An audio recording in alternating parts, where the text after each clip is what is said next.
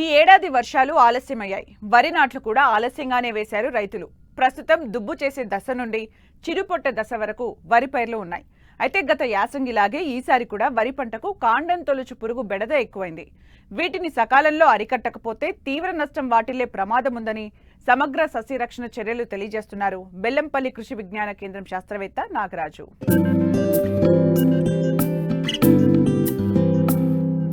తెలుగు రాష్ట్రాల్లో నీటి వసతి ఉన్న చోట రైతులు వరి సాగు చేశారు. వరి పైరు వివిధ దశల్లో ఉంది. ముందుగా వేసిన చోట పూత దశలో ఉండగా మరికొన్ని చోట్ల పిలక దుబ్బు దశ నుండి చిరుపొట్ట దశలో ఉంది. వరి పైరులో కాండం తొలుచు పురుగు నారుమడి దశ నుండి పైరు కంకి వేసే దశ వరకు ఏ సమయంలో అయినా ఆశిస్తుంది. ఈ పురుగును సకాలంలో నివారించకపోతే 20 నుండి 30% దిగుబడులను రైతులు నష్టపోవాల్సి వస్తుందంటూ వీటి నివారణకు సమగ్ర సస్యరక్షణ చర్యల గురించి తెలియజేస్తున్నారు మంచిర్యాల జిల్లా బెల్లంపల్లి కృషి విజ్ఞాన కేంద్రం శాస్త్రవేత్త నాగరాజు.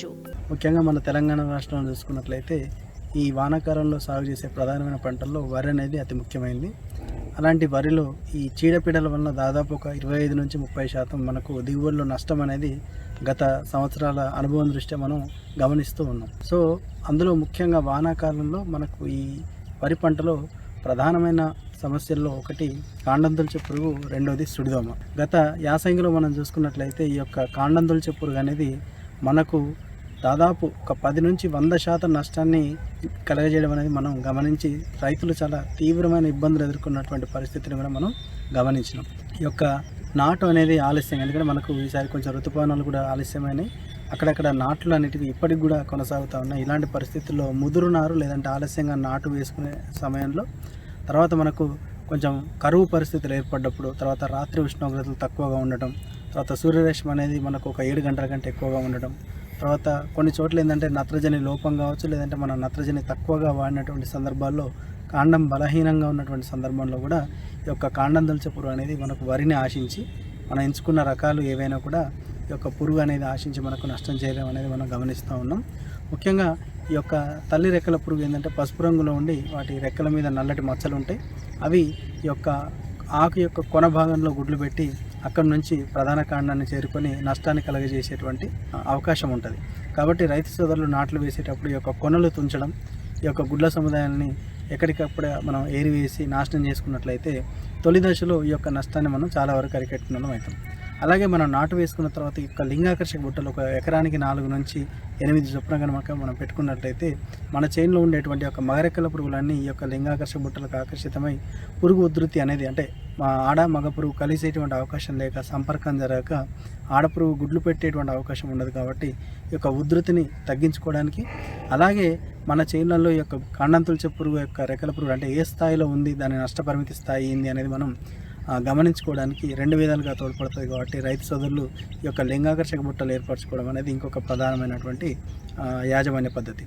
ముఖ్యంగా ఏంటంటే మనం నాటు వేసే దశలో ఒకవేళ రైతులు ఎవరైతే ఇప్పటికీ కూడా నాటు వేయకుండా ఉన్నారో వాళ్ళు నాటు వేసే టైంలో ఒక వారం రోజుల ముందు, ఒక 5 నుంచి 7 రోజుల ముందు కనుక మనం ఒక 2 గుంటల నారుమడి అంటే 200 చదరపు మీటర్ల నారుమడికి ఒక 800 కార్బోఫ్యూరాన్ 3G గుళికలు కానీ వేసుకొని ఆ నీళ్ళని కంప్లీట్గా మనం నారుమడిలో ఇంకనించినట్లయితే ఈ యొక్క కాండం తొలిచే పురుగు యొక్క ఉధృతిని మనం తొలి దశలో అంటే నారుమడి దశలో అరికొట్టుకోవడానికి అవకాశం దొరుకుతుంది.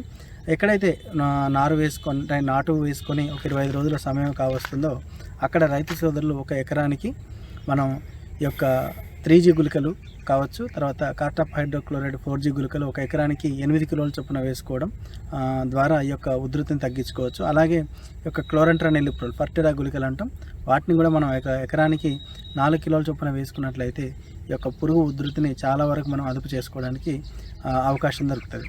అలాగే దీని యొక్క ఉధృతి అనేది 2 దశల్లో, ముఖ్యంగా ఏంటంటే మనకు శాఖీయ దశలో, తర్వాత ప్రత్యుత్పత్తి దశలో అంటే కంకి ఏర్పడే దశలో తెల్ల కంకిగా, శాఖీయ దశలో దుబ్బు చేసే దశలో ఈ యొక్క మువ్వు అనేది చచ్చిపోయి మువ్వు కుళ్ళుగా మనకు గమనిస్తూ ఉంటాం. కాబట్టి ఈ యొక్క శాఖీయ దశను మనం గమనించుకుంటూ ఈ యొక్క గుళికలు వేసుకోవడం ఒక ఎత్తు అయితే, మనకు ఈ యొక్క తెల్ల కంకి ఏర్పడకుండా అంటే అంకురం నుంచి చిరుపుట్ట దశలో కనుక మనం చూసుకున్నట్లయితే పురుగు ఉధృతిని గమనించుకొని మనం ఈ యొక్క కార్టాప్ హైడ్రోక్లోరైడ్ 50 SP అనేటువంటి మందుని 1 లీటర్కి 2 గ్రాముల చొప్పున, లేదంటే క్లోరాంట్రనిల్ప్రోల్ అనేటువంటి మందుని 1 లీటర్కి 0.3 మిల్లీలీటర్ల చొప్పున పురుగు యొక్క నష్టపరిమితి స్థాయిని కనుక మనం గమనించుకుంటూ పిచికారీ చేసుకున్నట్లయితే ఈ యొక్క పురుగు నుంచి చాలా వరకు మనం బయటపడేటువంటి అవకాశం దొరుకుతుంది.